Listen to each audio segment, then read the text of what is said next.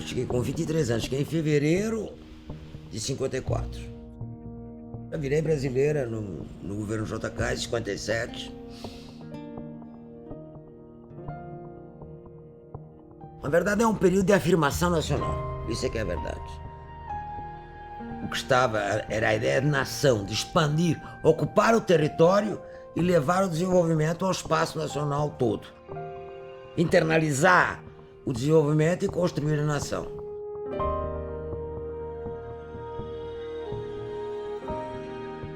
É um período alegre de bossa nova, cinema novo, tudo tem do diabo, né? Em matéria de arte, literatura, enfim, é um período muito estimulante.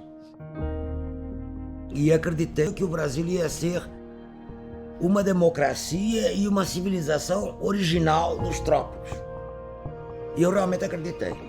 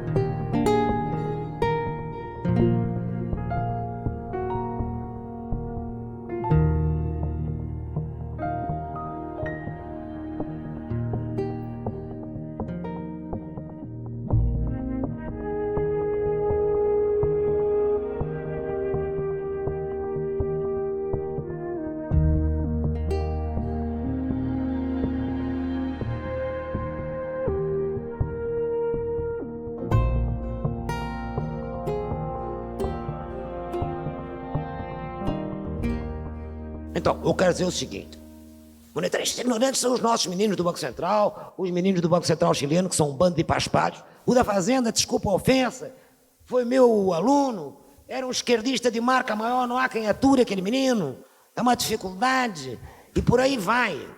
Não tem nada que ver, o sujeito pode ter sido esquerdista na juventude e virar um direitista depois, fica tudo pirado.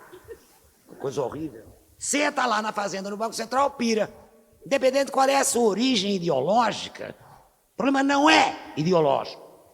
Você sentou na Fazenda e no Banco Central, o grau de submissão aos mercados globais instáveis, à política do dólar do Fed, a porcaria dos rankings, dos riscos, é de tal ordem que todo mundo cumpre by the book. Claro que no nosso caso, como sempre, os aprendizes são um pouquinho mais ingênuos, serviçais e de espinha dobrada do que os patrões. Mas isso é óbvio, o patrão não tem por que ter espinha dobrada nenhuma.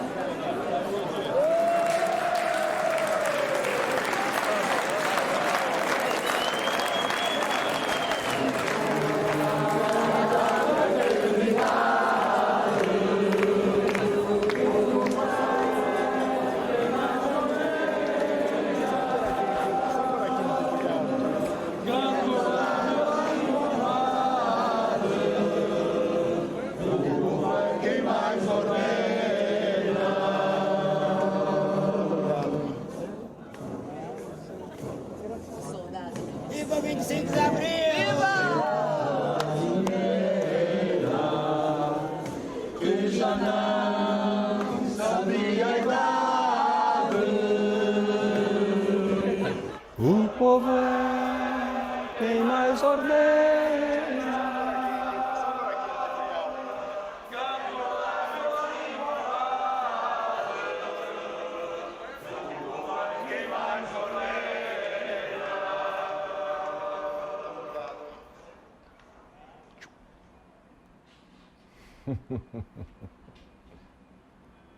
Então, aquilo que eu estava te falando, isso aqui faz parte da trilha do aniversário e, na verdade, o que era? Era a gente juntar duas coisas importantes, né, na vida da minha mãe, que é a Revolução dos Cravos, que foi comemorada no dia 25 de abril, que é o dia seguinte ao dia do aniversário dela, dia 24. E é isso que eu tinha te contado sobre aqui, a imagem de São Jorge, né? São Jorge guerreiro, padroeiro desta casa, é comemorado no dia 23 de abril. Então, o aniversário de minha mãe, ele fica entre o dia 23 de abril, o dia de São Jorge, e o dia de 25 de abril, o dia da Revolução dos Cravos. Daí a presença de Zeca Afonso cantando Grândola Vila Morena, que se tornou o hino da Revolução, né? Vamos, vamos, vamos! Vamos! Ah, garoto! Passa! Gol! Vamos, Luizito! Luizito! Viu? Disse que não ia dar nada. Amarelaram.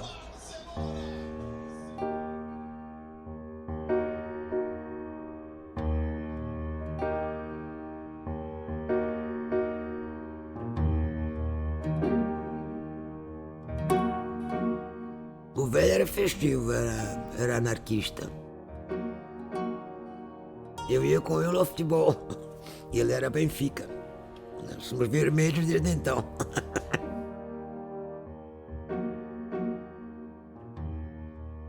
Quando eu tinha 6, 7 anos, começou a Guerra Civil da Espanha. E Lisboa era uma espécie de refúgio. E nós recebíamos em casa vários refugiados.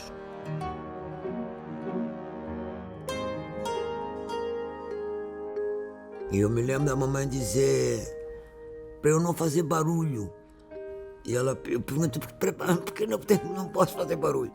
Não, porque pode vir a polícia. Então esse negócio da polícia me persegue desde muito cedo.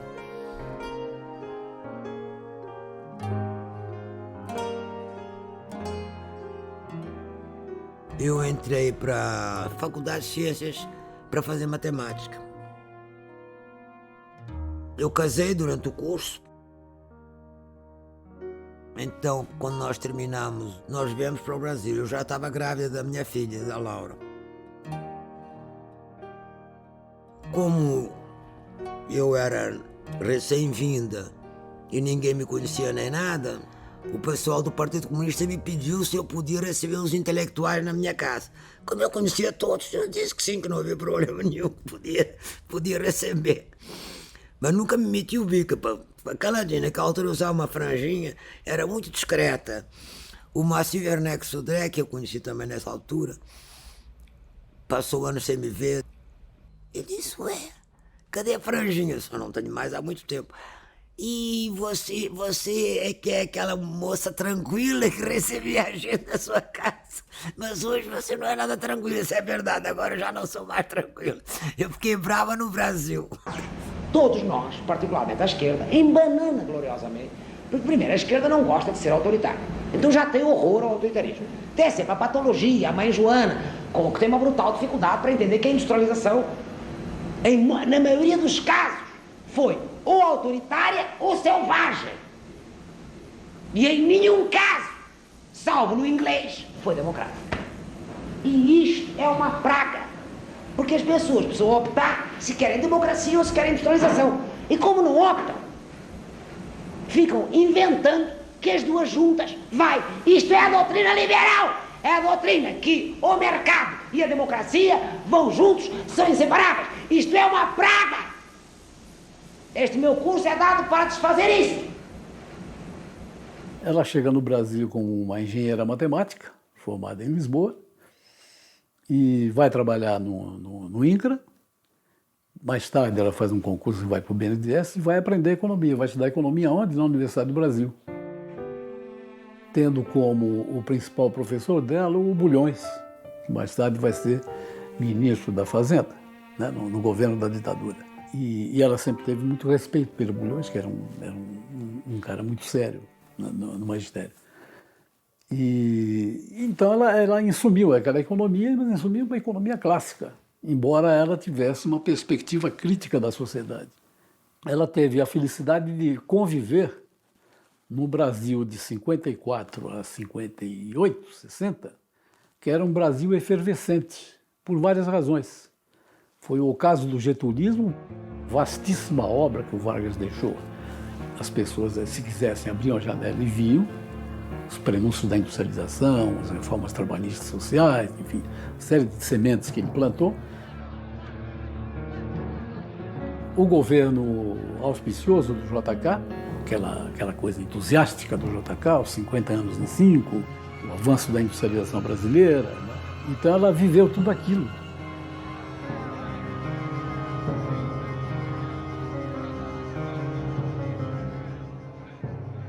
Eu cheguei aqui e levei um susto, porque o Getúlio morreu logo depois e deu-se aquela confusão e disse, pronto, julguei que era uma democracia, vim do lado da ditadura do Salazar e me enganei. Já fiquei meio escabriado, porque o país é atrapalhado.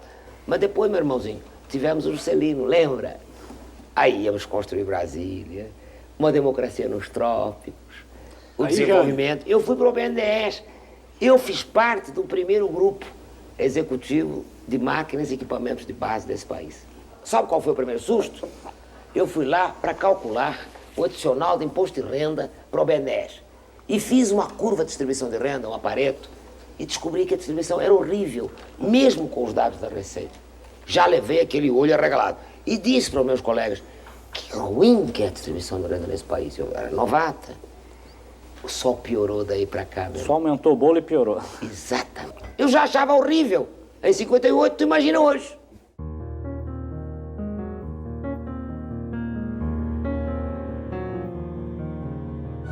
A importância desse pensamento original latino-americano, para o qual Prebisch e Furtado era uma contribuição decisiva, é que eles apontavam para uma coisa óbvia: o subdesenvolvimento, dada a condição periférica na qual tínhamos nascido, que a periferia simplesmente era produtora de matérias-primas e eles eram produtores de manufaturas, tinha levado a uma situação de tremenda dependência das economias. Elas só cresciam quando o centro crescia. Elas não tinham dinamismo próprio, nem condições de crescimento sustentado.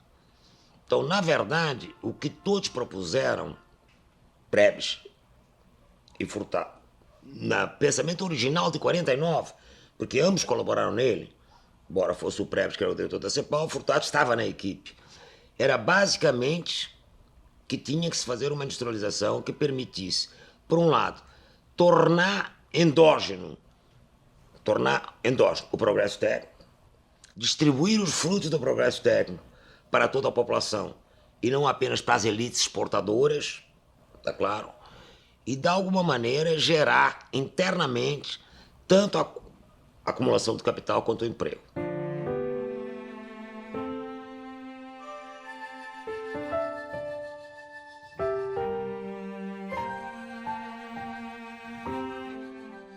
Então ela vai beber, né, em primeira instância, ela vai beber a CEPAL, ela vai insumir a CEPAL como o quê? Como um conjunto de um pensamento crítico latino-americano, tinha essa especificidade, né, e que evidentemente se confrontava com o mainstream.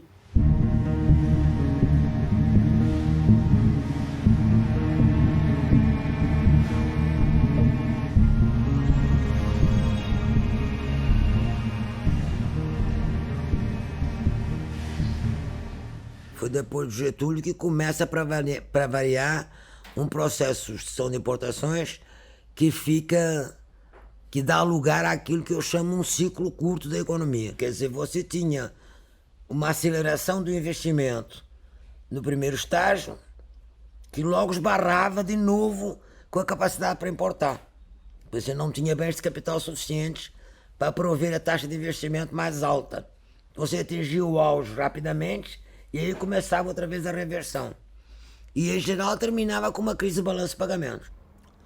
Esse texto procura mostrar como a economia brasileira respondeu, né, aos desafios da industrialização, sobretudo aos períodos de estrangulamento externo, né, que sempre foi uma barreira, e como a economia respondeu positivamente, né?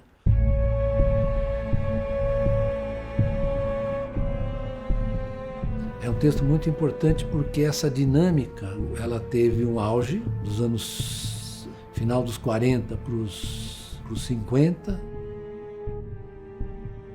e um declínio que se seguiu no começo dos anos 60.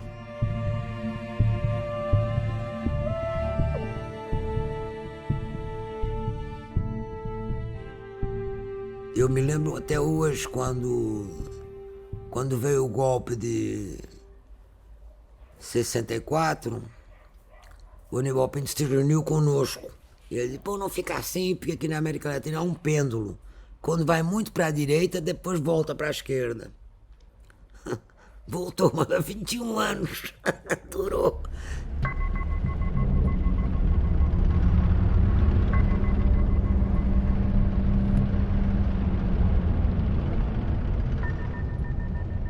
Quando veio o golpe, em 64, Conceição permanece no escritório da CEPAL e seus professores e seus colegas, porque aqui ela já era assistente do professor Bulhões, eles vão comandar a economia do Brasil.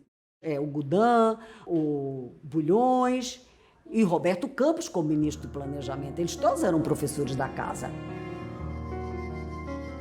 Fui convidada pela CEPAL de Santiago a ir para lá em setembro de 68. Como eu estava para me separar do meu segundo marido, o pai do Bruno, eu resolvi aceitar e fui.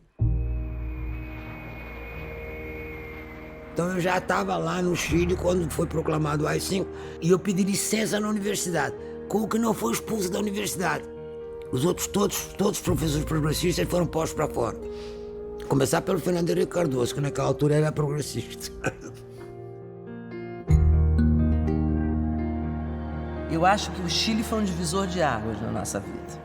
A minha mãe era professora, além de da CEPAL, ela dava aula na escola Tina. Então, a lembrança que eu tenho é que a nossa casa, em Santiago, sempre estava cheia. Acho que eu não tenho lembrança de dormir na minha cama, porque sempre tinha gente exilado, gente chegando. Então era assim, a Liana, o Braga, os alunos da escola Tina.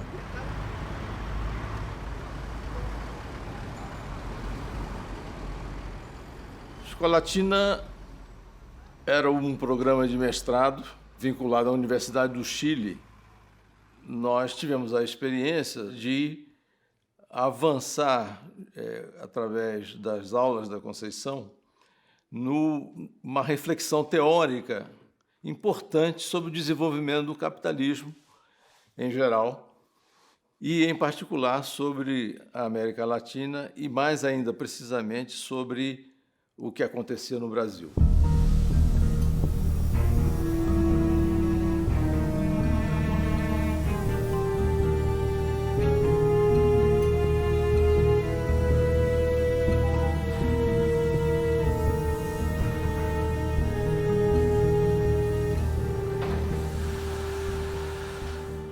Furtado escreveu uma tese estagnacionista dizendo que a economia estava em estagnação e que tendia a ser uma economia agrícola, que a indústria não tinha futuro nenhum, justamente porque a distribuição de renda era péssima e porque a reforma agrária não tinha sido feita. As teses da esquerda convencional. Na verdade, o Furtado é o autor das teses da esquerda convencional. Não tinha ninguém de esquerda mais importante que ele. Então, o que ele dissesse era lido, era lei, né?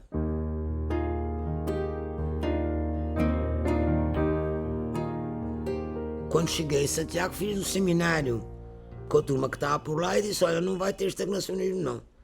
Vai sair e vamos sair pela retomada do crédito. Dando crédito para o bem de consumo durável, volta tudo a subir. E o Serra, que estava em Santiago do Chile, exilado, e nós escrevemos a 4 mãos o Além da Estagnação.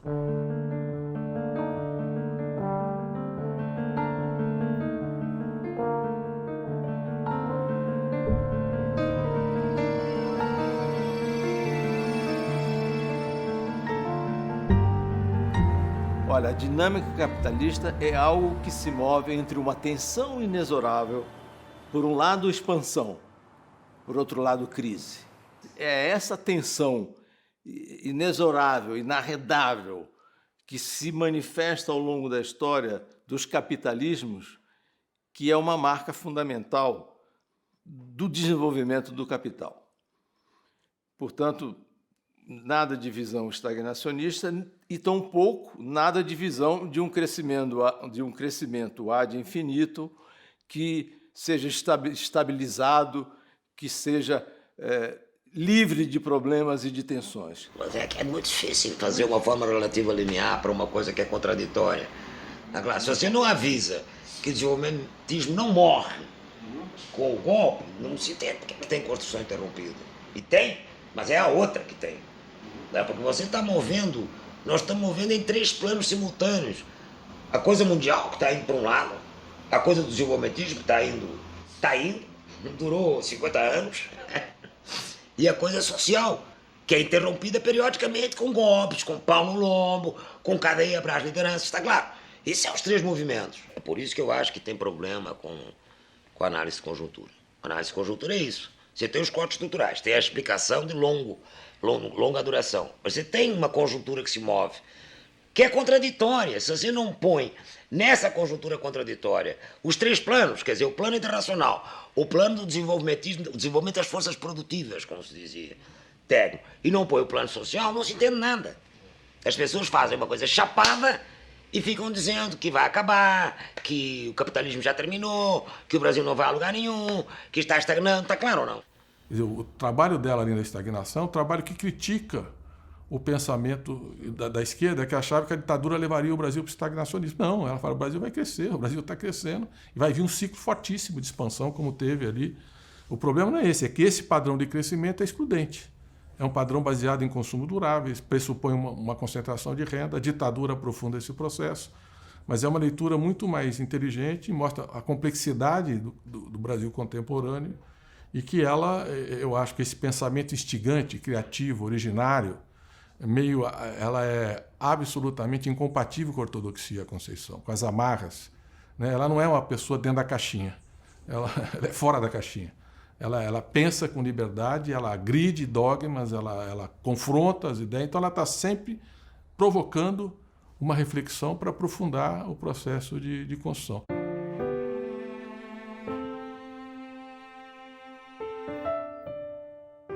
Aí eu escrevi uma carta para ele, pedindo desculpa, dizendo que ele era meu mestre, que evidentemente que eu não estava de acordo, porque eu tinha visto no Brasil concretamente o começo das medidas do Delfim e sabia que ia dar a recuperação. Aí ele me respondeu muito simpático, dizendo que eu não era, que ele não era meu mestre, que meu mestre era um barbudo que já tinha morrido no século XIX. Referindo-se ao Marx. Na verdade, eu sempre fui meio fortadiana marxista, sempre fui cepalino marxista, né? O Kalec que entrava por conta da academia, mas, na verdade, os esquemas de reprodução são marxistas. Né? Ele foi muito simpático.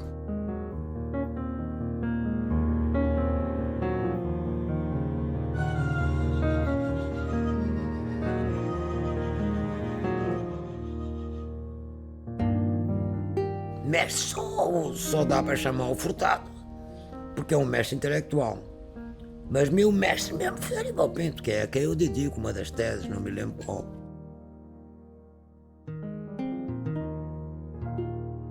O Celso Furtado era mais mestre na coisa intelectual e no debate, né?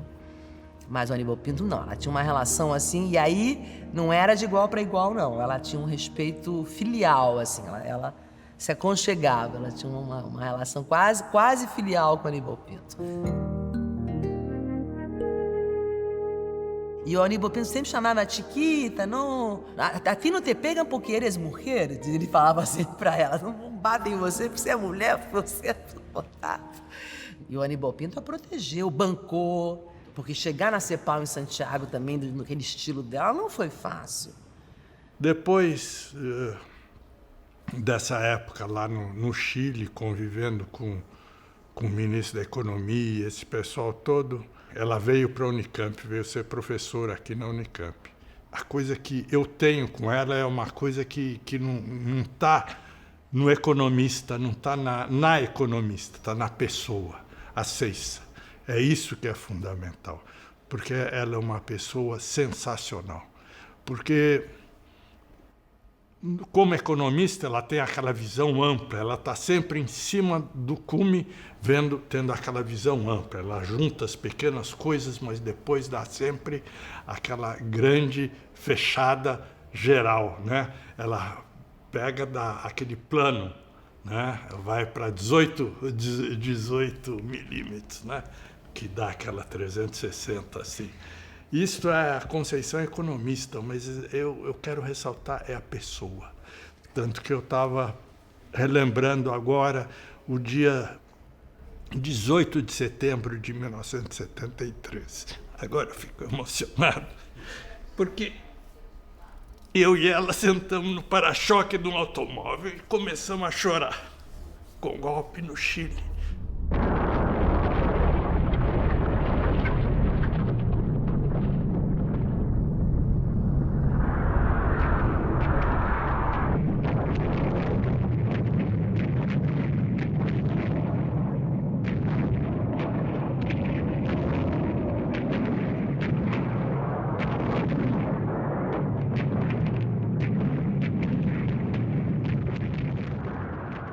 Aquilo foi a minha derrota.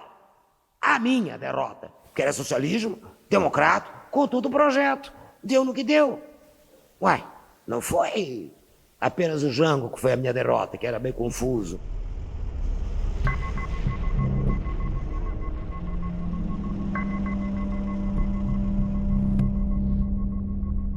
Mas foi muito ruim, porque a Laura estava lá. Ficou lá, ela casou no meio. Laurinha casou pouco antes do golpe. Era aluna de enfermagem e ele era aluno de medicina. E ele era da Juventude Comunista, então não estava legal. E a gente viu os caminhões passando com os corpos. Barra pesadíssima. O tiroteio a noite inteira. Era uma ansiedade horrorosa. E ela sabia que eu estava militando, então a angústia dela aqui deve ter sido enorme, porque assim, ela não sabia onde eu estava. A gente conseguiu se comunicar por telefone finalmente. E aí ela foi para lá, para nos tirar. Desembarcamos no aeroporto, todo guardado, mas tinha o Henrique Iglesias, era o presidente da CEPAL e estava me esperando. Ele sabia que não era para desembarcar assim sozinho no meio daquela confusão. E ainda bem, porque nós éramos acusados de pertencer à elite dourada, que apoiava os comunas, segundo eles, que é a verdade. A elite dourada nem tanto, mas também éramos, porque enfim, recebíamos em dólar. E aí consegui trazê-la, ela e a ele.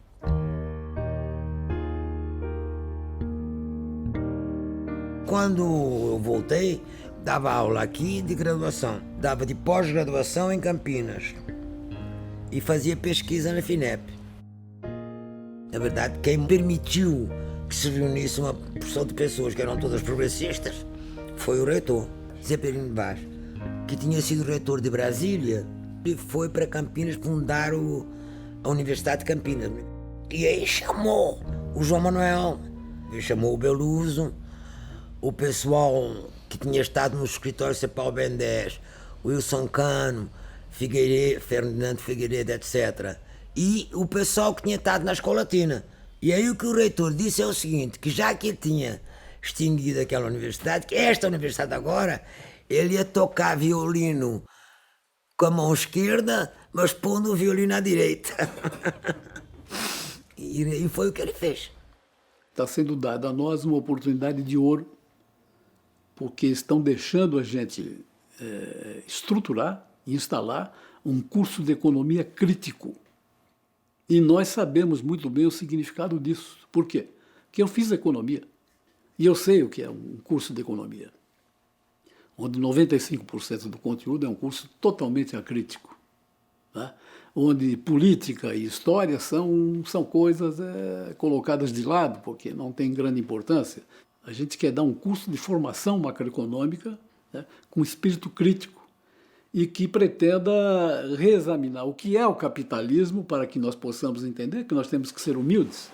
Nós todos somos economistas, formados no mainstream ou não, mas, na verdade, entendemos muito pouco de capitalismo. E o capitalismo é algo extremamente complexo e precisa se discutir muito para se entender o que é o sistema capitalista de produção, que não é apenas um sistema de produção econômica. Ele é muito mais do que isso. Ele é político, ele é antropológico, ele é social.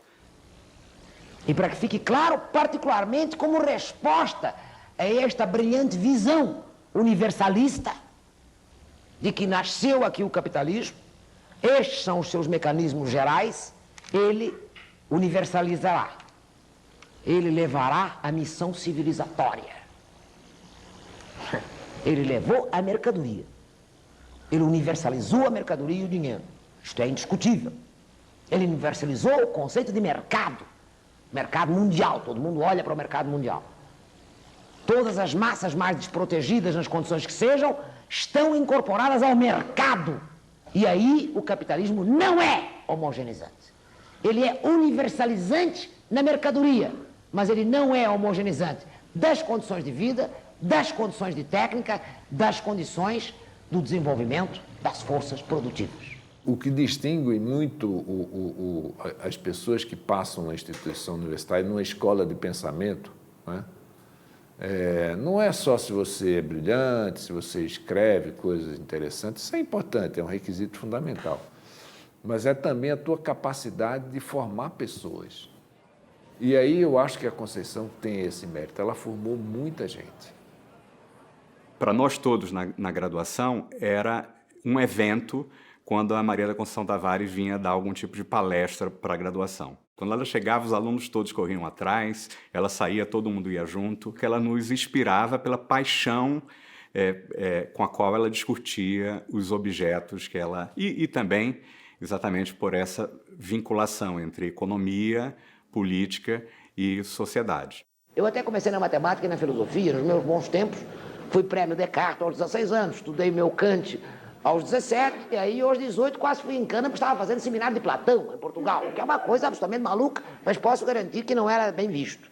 Discutir a República não era bem visto. Na ditadura de Santa Cruz, esse negócio de discutir a República não era bem visto. Porque, ao contrário do que se imagina, livre pensar não era propriamente muito bem aceito na República Portuguesa. Não era muito bem aceito. Parece que continua a ideia que pensar é altamente subversivo, isso eu tenho certeza, porque já fui em cana por causa disso, quer dizer, aqui também, quer dizer, é um horror. Esse direito que qualquer um achava um direito menor, eu quando ouço o Kant, isso é um direito menor à avó dele, porque não aconteceu nada com ele, entendeu? Não foi parar na cadeia, não aconteceu nada. Então canta ali numa boa, entendeu? Não lhe aconteceu nada por livre pensar, é só pensar, e acha que é um direito tranquilo. É um tranquilo inferno, quer dizer, de todos os direitos, tem sido mais recorrentemente violado e sempre provoca, desde a antiguidade, um horror na sociedade estabelecida. Pensou contra a ordem estabelecida, temos conversado, ou não, para ver como o idealismo, a razão, é tão revolucionário.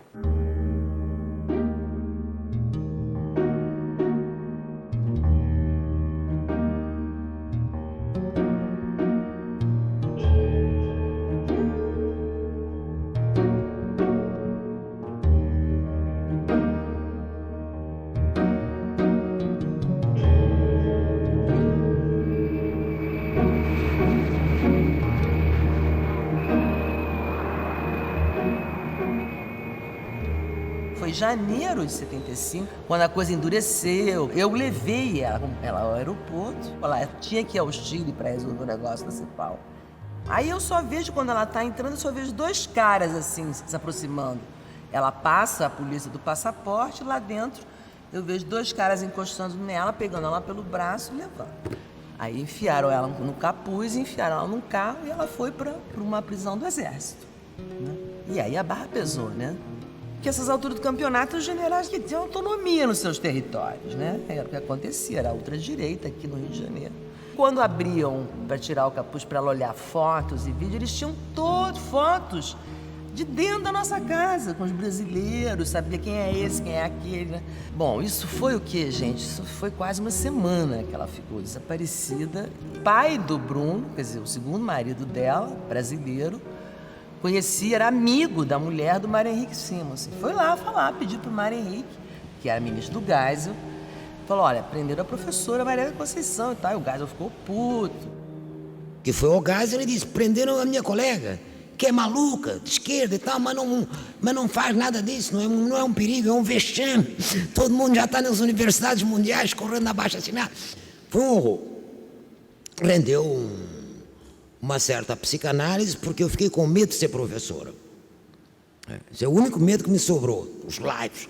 Eu dava aula e a voz prendia na garganta, ficava rouca, estava ruim, aí teve que me tratar. Mas continuei ali firme, dando aula, com o devido espia na aula ouvindo. Então isso ficou uma coisa muito paranoica, ela quis dar um tempo nessa coisa de falar em público, né? Porque estava assim, 75, a barra estava muito pesada, né? Então, esse ano, acho que ela retomou isso mais lá para frente, 77, coisa, né? E aí, assim, 77, 78, aí foi o auge.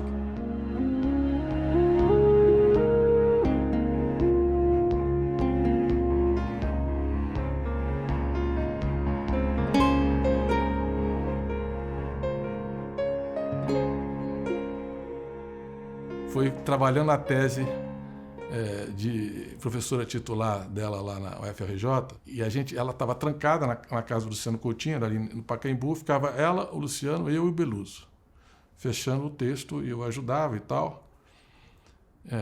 E ela escreve um capítulo criticando a CEPAL e o PEBRES, e eu cheguei e falei, lê aí o que você acha. Aí eu li e falei, isso aqui está ininteligível, é impossível, isso aqui tá muito hermético, está muito complicado, nós precisamos... Você não entende nada, eu estou discutindo o PEBRES. Aí começou a defender as ideias que ela estava querendo expressar, mas não estavam boas no texto, e pegou e me empurrou, eu caí no sofá. E ela escondia a chave da casa, não podia sair da casa, tinha que acabar a tese. Aí eu falei, não quero saber mais de chave, você me dá essa chave, senão eu vou pular essa janela aqui, eu vou sair hoje, não vou ficar aqui. Então tá bom, também vou, então vamos sair. Aí saímos, aí ela falou, vamos no cinema. Tá bom, vamos no cinema. Aí tinha filme, entramos no primeiro cinema que tinha, estava passando Embalos de Sábado à Noite com John Travolta. Eu estou falando de 1977. Bom, ela entra no cinema, começa aquele negócio. Esse americanismo chapado, o que eu estou fazendo aqui?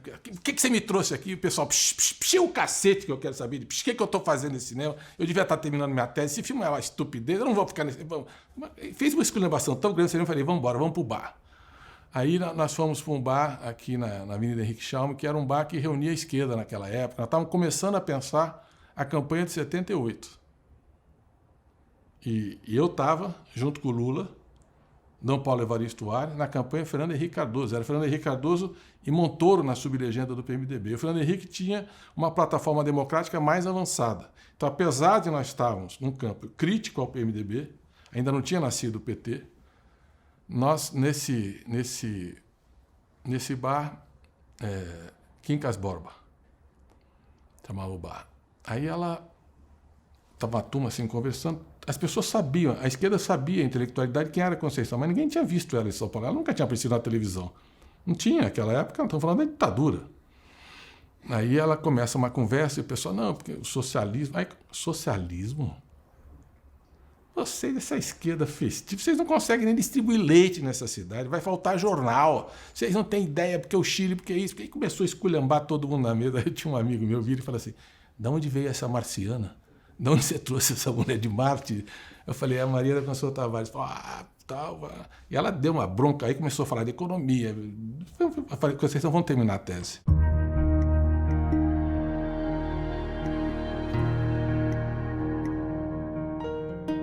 Eu perguntei ao João Manuel se ele não achava que era legal montar um mestrado aqui, para defender um pouco, não ficar tão sozinho em Campinas, que era o único centro de esquerda do Brasil. E quem mandava, quem dominava era a Fundação Getúlio Vargas, para variar.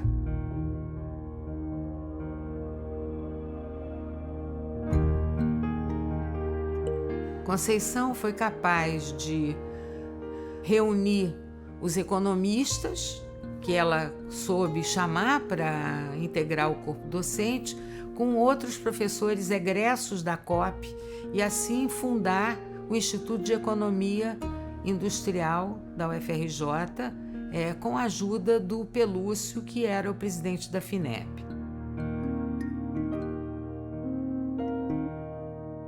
Quando montou o curso aqui, trazendo essas pessoas que estavam vindo de doutorados de fora, como era o caso do Eduardo Augusto, e o Zé Tavares também, e o Fábio Herber, que vinha da área de tecnologia, fizeram doutorado na Inglaterra, ela junta essas pessoas que tinham essa vertente da organização industrial, que a gente chama de microeconomia, de como se comportam os mercados, de como a organização no mercado, né? Se é mais concentrado, menos concentrado, se tem mais firmas, se tem menos firmas, como isso tem um impacto importante no desempenho macroeconômico, com o desempenho macroeconômico em si. Então o nosso mestrado era mais quantitativo do que o de Campinas. E menos heterodoxo. Não dava para montar uma economia heterodoxa, um grupo totalmente heterodoxo, assim, do pé para a mão, não é? Os anos 70 foram muito pródigos em análise sobre o que é o capitalismo brasileiro. Havia as ideias tipo capitalismo dependente, capitalismo associado, capitalismo de Estado. E justamente neste momento, nesse contexto, a Conceição, em duas teses, uma de 74 e uma de 78, introduz a ideia de que o que move o capitalismo brasileiro é a dinâmica cíclica, como em qualquer capitalismo maduro. Aquela tese cepalina de que o dinamismo se dava por estrangulamento externo, ela agora é superada pela ideia de que a economia crescia de forma cíclica por mecanismos internos ao país, e não mais por suas relações com o resto do mundo.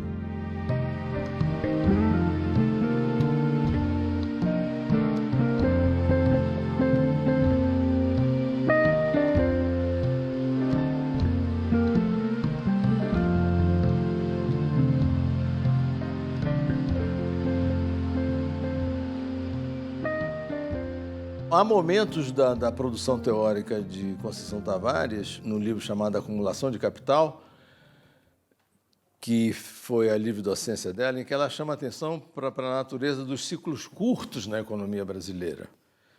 Porque você tem uma expansão no período JK, 55 até o início dos anos 60, e você cria a industrialização pesada no Brasil. Ali já tem indústria de bens de consumo, indústria produtora de insumos, matérias-primas, e a indústria produtora de bens de capital. E, portanto, ali você tem um salto na industrialização brasileira. Mas logo na sequência você tem uma crise. Crise econômica em que sentido? Você tem uma capacidade produtiva de produzir bens de consumo e bens de capital que, na verdade, não encontram uma demanda efetiva. Então, havia 2 livros dela, onde ela discutia o ciclo de expansão da economia brasileira, depois do golpe, depois do chamado golpe de 64, como é que se expandiu, a natureza desse ciclo, etc. E tem aí também uma contribuição absolutamente original da Conceição, que é a introdução, pela primeira vez, acoplado no ciclo, como explicação do ciclo, na verdade, do sistema financeiro. E ela mostra como o sistema financeiro foi importante, sobretudo, por exemplo, no financiamento dos bens duráveis de consumo, como teve importância no ciclo do financiamento dos bens duráveis, a habitação, o BNH. Então, ela faz uma acoplagem, digamos assim, do ciclo e do papel do sistema financeiro no ciclo. Isso é realmente uma coisa bastante original, do pensamento da Conceição, nessa época. Há uma palavra para definir este governo que não é governo, mas é poder. É um governo usurpado. É um governo que não tem a aprovação, a anuência popular.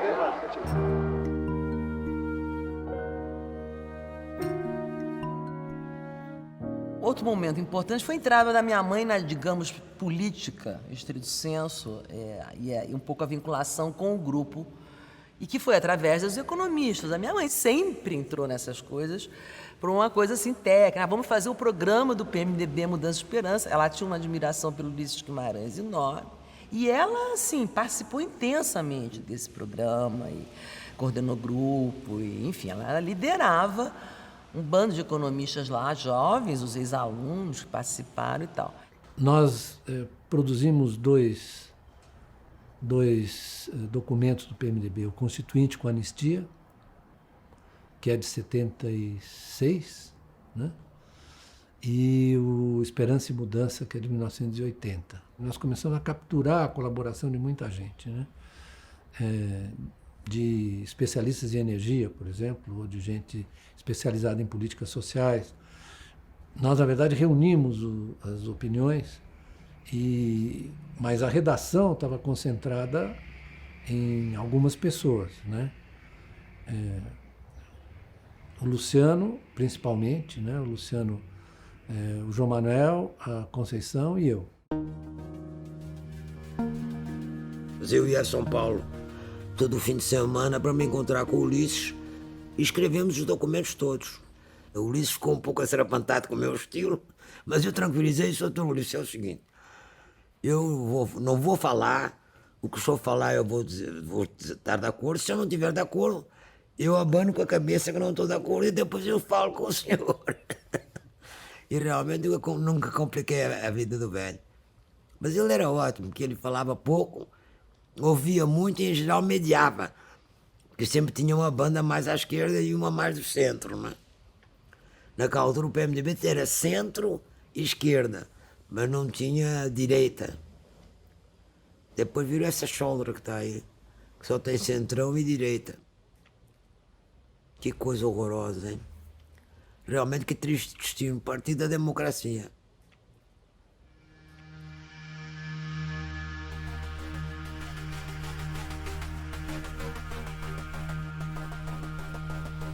Eu estou muito contente de ver uma equipe econômica que redime politicamente este país, que dá uma contribuição política, que ajuda o governo a reencontrar o seu rumo, que dá direito a que a gente retome a bandeira do meu partido, Mudança e Esperança. Essa é a única razão pela qual eu vi hoje este programa acompanhando gente que eles sim são responsáveis pelo governo. E ela se emociona, né? Porque ela está falando dos alunos, né? Desse movimento do Mudança e Esperança, da possibilidade dela ficar feliz de ver os jovens economistas, ex-alunos poderem estar realizando, tentando concretizar um sonho nessa linha, né? O Plano Cruzado tem torna a Conceição um nome nacional. Ela já era um nome nacional, só que vai extrapolar. Quer dizer, a defesa do Plano Cruzado extrapolou e colocou a Conceição como uma figura midiática. Eu já disse que, em princípio, o congelamento, como os salários, como toda a política, deve durar aproximadamente 6 meses. Os primeiros 3 para o ajuste do capital de giro e os segundos 3 para o ajuste de preços e salários. Feitos esses ajustes, está em condições de descongelar. E aí é que virou a moda dos fiscais do Sarney. E realmente aquele congelamento de preços aguentou um bocado de tempo. Só que ele, em vez de ter tirado em tempo, como tinha eleições, ele não tirou. Nós todos dizendo para ele, tem que tirar esse congelamento, não aguenta mais, vai estourar. Tem que começar a soltar devagarinho. Não soltou, teve as eleições, no dia seguinte, ou uma semana depois, ele soltou. Aí foi um estouro da picada. Bom, aí o pessoal ficou enraivecido. Mas a verdade é que a popularidade dele foi pro inferno nessa altura.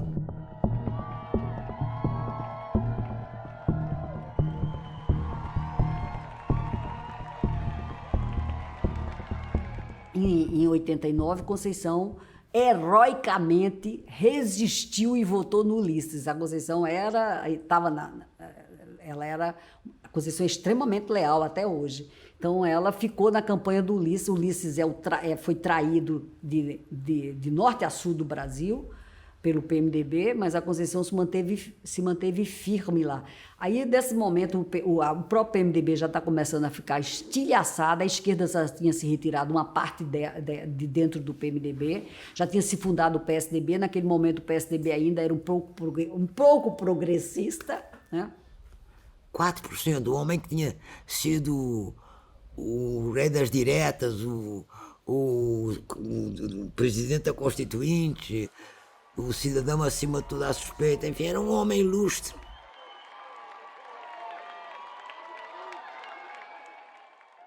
Depois que ele perdeu daquela maneira vergonhosa, eu fui a ele e disse: doutor Ulisses, é o seguinte, esse nosso partido já não é mais meu. O partido faz isso que fez com o senhor. Eu entendo. E eu vou entrar no PT. Ele disse: faz muito bem, se eu fosse jovem eu também entrava. Achei a maior graça.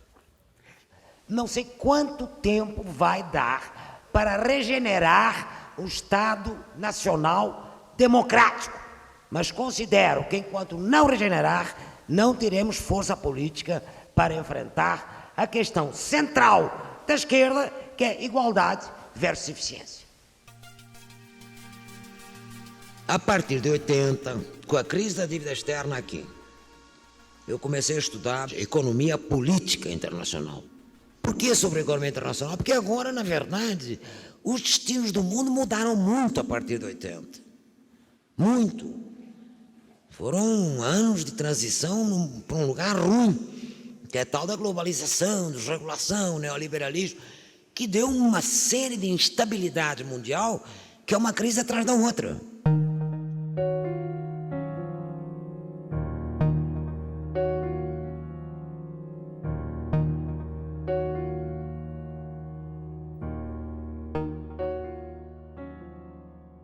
Mas quero dizer que tanto a revolução tecnológica, naquilo que ela tem de estruturante em relação às telecomunicações, estruturante em relação a tudo aquilo que faz diminuir o tempo de transações.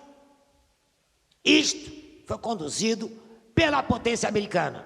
Então, cada vez que disser que os Estados Unidos estão perdendo a tecnologia, convém lembrar que eles têm uma coisa chamada complexo industrial, militar, acadêmico, que o tempo inteiro está em torno da tecnologia de segurança, a qual está ligada a telecomunicações, de transporte, etc, etc. A moderna tecnologia tem um núcleo de poder estruturante, como diria a Susan Strange, estruturante, cuja sede é os Estados Unidos. A partir de 90, só 2 áreas cresceram, e essas é que dão a geoeconomia mundial: os Estados Unidos e a Ásia do Leste. Só. A Europa pasmou, o Japão pasmou, e o Federal Reserve faz o que quer com o dólar, que virou moeda de conta internacional, moeda reserva dos grandes países superavitários, moeda financeira geral da liquidação de transações. Ninguém liquida em euros, a não ser na Europa.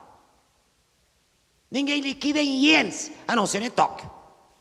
Todo mundo liquida essas operações em dólar. Porque o dólar vale alguma coisa, a gente nem sabe quanto vale o dólar. Ora vale 50 por cima, ora vale 50 para baixo. It's a brand mark. É uma marca feita de Coca-Cola. É uma marca. Só que é uma marca que depende do poder americano. Quem não tem que cumprir as regras do livre comércio, as regras da abertura, as regras do dólar, é o Fed. Os Estados Unidos não cumprem regra nenhuma, é para os outros. O que eu estou falando é que a Europa cumpriu. A Europa cumpriu. A Europa, para ter uma moeda forte, se submeteu a regras fiscais e monetárias do consenso de Washington. E eles não são devedores como nós. Logo, isto é um fenômeno, com perdão da má palavra, da ditadura do capital financeiro. Isto é um fenômeno ideológico que vem por trás de um fenômeno em que a globalização financeira, os interesses dos grandes bancos multinacionais são de tal ordem que efetivamente é um grande negócio, este negócio. Na verdade, o neoliberalismo é a doutrina dos grandes grupos financeiros mundiais. Depois da grande crise da dívida, que vai arrastar o Brasil para da hiperinflação, essas questões todas levou a Conceição a receber um convite de um grupo de alunos dela, daqui da UFRJ, que pertencia aos quadros do PT, que vieram conversar com ela para ela se candidatar para deputada federal nas eleições de 94. Ela não queria saber do negócio de vida política, parlamentar, ser deputada, ela tinha muita resistência. Mas, ao mesmo tempo, ela era uma referência intelectual muito forte para todo um campo da juventude do Brasil, da esquerda. Era uma coisa... Ela cresceu muito naquela questão do cruzado, ela apareceu muito e depois dali ela apareceu debatendo, criticando. E ela, na televisão, era uma coisa... É a força bruta da natureza, era pensamento intelectual mais um diamante bruto, assim, que chegava... E aqueles palavrões dela, e a forma dela combater, atuar, etc., era uma coisa que empolgava. Hein? Tinha lá uma turma no Rio que era contra ela vir, dizendo como essa mulher defendeu o plano cruzado. Eu falei, que daí que defendeu o plano cruzado? Olha a história da Maria Conceição Tavares, a biografia, o patrimônio intelectual. Vocês têm que abrir os olhos, temos que trazer. E ela entrou deputada federal. Aí tem aquela fraude, né? E é anulada a eleição. E ela tem que fazer outra eleição para deputada. Bom, acho que foi a conversa mais difícil que eu tive na minha vida com ela, fui ir para a casa dela. Ela chorava, berrava, xingava. Eu não vou fazer, já me enfiaram nessa porcaria de ser deputado, quero saber dessa vida, fazer outra campanha, eu não faço nem morto, eu não saio daqui, pedir voto é uma coisa muito chata. Mas eu falei, você não tem mais caminho de voto, você foi eleita pelo povo, você tem que seguir esse caminho agora. Você já foi eleita, isso aqui é uma formalidade, vai ter outra consulta, todo mundo que votou em você vai votar com você, senão você não precisa sair de casa, você está eleita. Eu não vou, vai. Aí tinha um ato no FRJ, fomos lá, lançamos ela, etc. E ela foi para Brasília.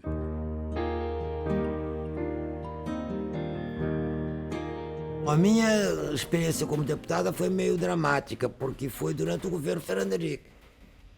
Então eles votaram contra uma porção de coisas que se tinha aprovado na Constituição e começaram o processo de privatização para valer. Na verdade, foi um início pesado de uma política neoliberal.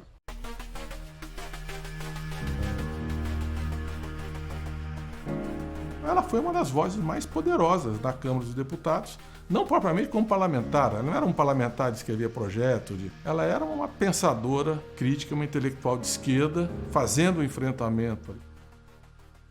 Este país tem uma poupança forçada dos trabalhadores. Os trabalhadores são obrigados a poupar para uma única, exclusiva razão. Para terem uma aposentadoria digna, ou pelo menos de acordo com a contribuição que tiveram, para ter a possibilidade de ter saúde e de ter assistência social. Se alguém nos Estados Unidos metesse a mão no orçamento de seguridade social e pegasse dinheiro da contribuição social das empresas, dos trabalhadores e da poupança forçada para pegar esse dinheiro e pagar juros ou guerra, o presidente levaria um impeachment na cara. É melhor, de uma vez por todas, que entendamos que eficiência do setor público não é o mesmo que eficiência do setor privado. E é melhor que entendamos, de uma vez por todas, que direito público é uma coisa e direito privado é outra. E que é esta promiscuidade entre o público e o privado que tem levado o país à desgraça. Você pode ser eficiente para o patrimonialismo, o senador da Bahia é eficientíssimo, ou não? Ele combina o que há de mais atrasado com o que há de mais moderno, ou não? Ele tem gerido um condomínio de poder, entre os quais se conta um dos maiores oligopólios do Brasil. Você tirou todos os impostos sobre o capital, sobre a remessa de lucros, sobre a entrada de capitais, sobre a saída de capitais. O cara manda o lucro, traz de volta como empréstimo e depois você manda o juro. E não paga imposto nenhum. E aí pega esse dinheiro e aplica com uma taxa de 40%. Você não gostaria? O Banco Central gasta adoidado, meu bem, para remunerar o capital financeiro de curto prazo para aumentar as reservas do país. É uma piada, ou não é?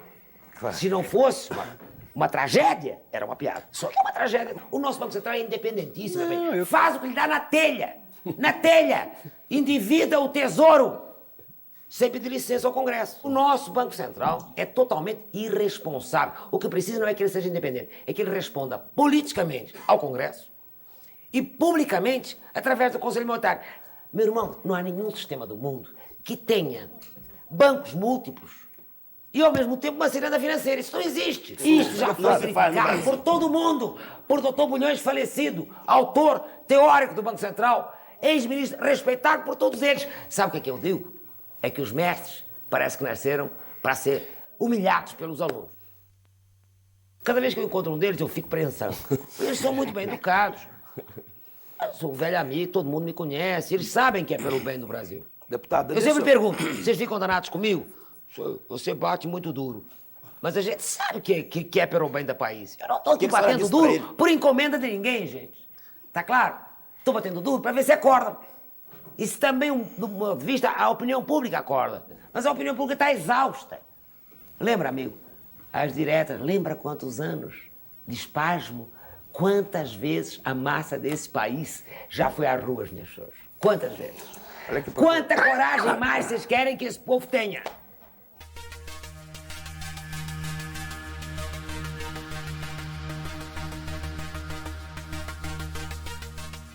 Passei a vida votando contra.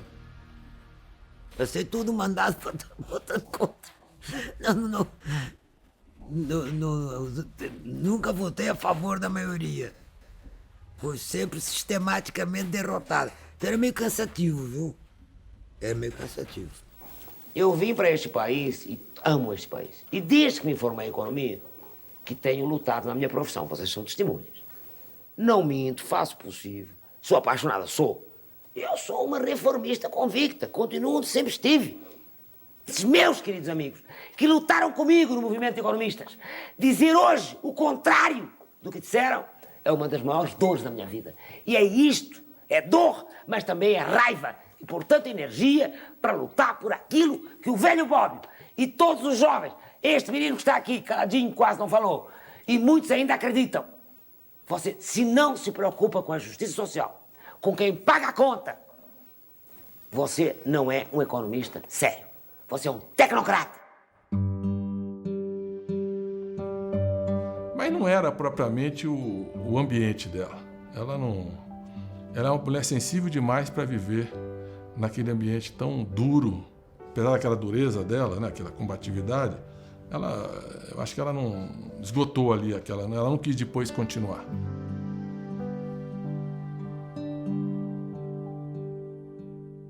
Porque não tinha perfil, como se verificou. Pegou 2 hérnias de coluna, entendeu? Brigas homéricas. A única coisa boa que ela lembra do mandato é que ela era a professora da bancada do PT. Então ela um pouco explicava as coisas o tempo todo. Então nem como deputada ela abandonou esse lado, coisa que, aliás, ela disse na prisão, né?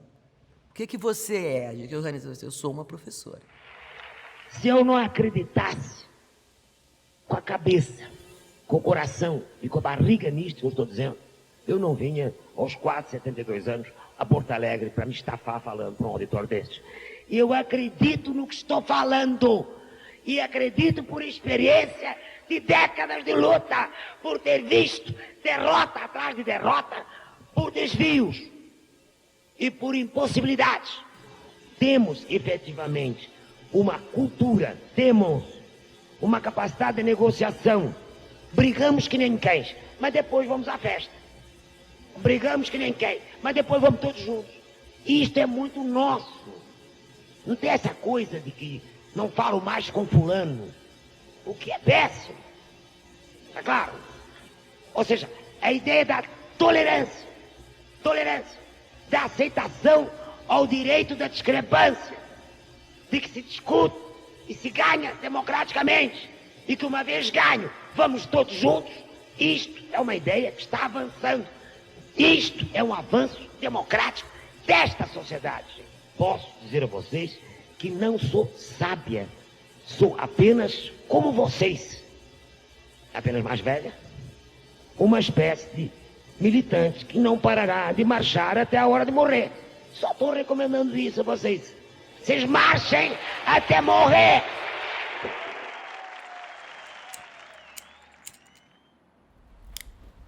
Bom, então aí eu continuei sendo militante do PT. E aí passei a fazer o que fazia o papel antes no PMDB.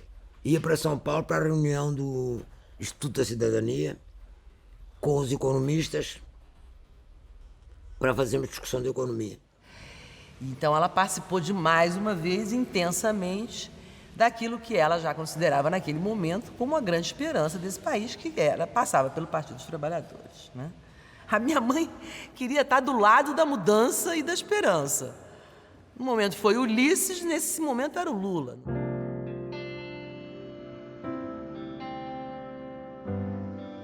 Aí, finalmente, o Lula, que já é candidato permanente, né? Foi candidato anos a fio, conseguiu vencer em 2002, não é? Primeiro ano foi duro. Primeiro ano foi duro, foi uma política de ajuste. Convencional. Foi um ano ruim. A taxa de juros estava muito alta e eu fui ao Lula várias vezes. E da última vez eu disse, ô Lula, você tem que falar com esse ministro da Fazenda. Com esse seu ministro da Fazenda. Ele tem que parar com essa taxa de juros tão alta. Não vai retomar o investimento assim. Eu já falei, mas não seja por isso. Vai você falar com ele. Aí ligou para ele. Se a Maria da Conceição Tavares vai falar contigo. E eu fui falar com ele. Escuta, você tem que falar com o Meirelles, você é que manda, não é o Meirelles. O Banco Central não tinha autonomia. Para ele parar com essa brincadeira, porque está sobrevalorizando o câmbio, está prejudicando tudo. Vai dar desindustrialização, vai dar uma desgraceira danada e fica difícil de retomar o investimento. Eu sei, mas o mercado ainda não está clara a coisa da inflação. E eu tinha falado com o Delfim, tinha encontrado o Delfim em Brasília e tinha falado com ele. Então eu falei, você não acha que está um absurdo essa taxa de juros? É um absurdo, realmente assim não é investimento que retoma, etc. Só eu falei com o Delfim e ele me disse que assim não é investimento que retoma, ele concordou comigo. Ah, que bom. Então eu vou tomar em consideração e vou falar com o Meirelles. Amanhã eu lhe ligo. Eu cheguei para o mercador e disse, eu acho que ele vai mudar. Se você acha o quê? Você acredita no... Eu não acredito, mas ele disse que ia falar. Mal eu acabei de falar, liga ele do gabinete dele para mim. Olha, Conceição, quero dizer que eu não vou poder fazer nada, porque na verdade o mercado está contra. Eu falei com o Delfim, ele disse que ele falou aquilo por razões acadêmicas. Que ele concordou contigo por razões acadêmicas. Politicamente ele não recomenda tão pouco. Esse puta, mas é de matar, hein? Ela bateu muito na equipe econômica do Palocci, né? Porque a minha mãe é muito polêmica, sempre foi. E vamos combinar que isso, às vezes, incomodava. Na verdade, ela nunca foi chamada para os espaços de decisão governamentais.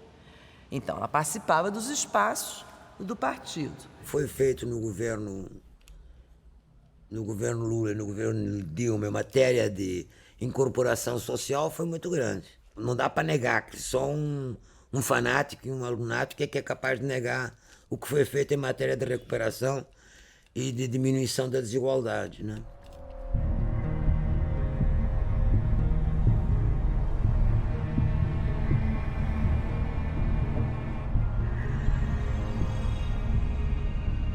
A coisa do golpe foi muito pesada para ela. Então, assim, a Conceição antes e depois do golpe. A porrada foi assim, porque a minha mãe, ela somatiza, assim, a porrada foi dentro.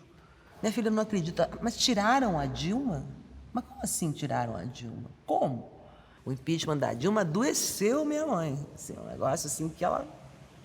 Mas depois ela se recompunha, assim, né? Ela tem uma força da natureza que é um negócio impressionante.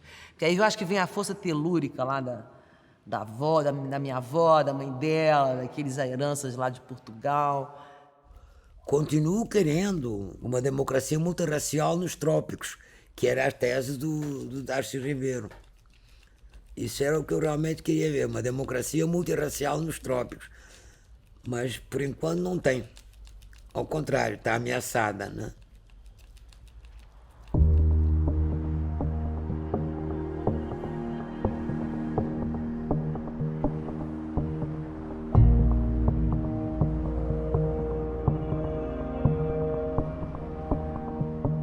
A economia que não se preocupa com a justiça social é uma economia que condena os povos a isso que está ocorrendo no mundo inteiro.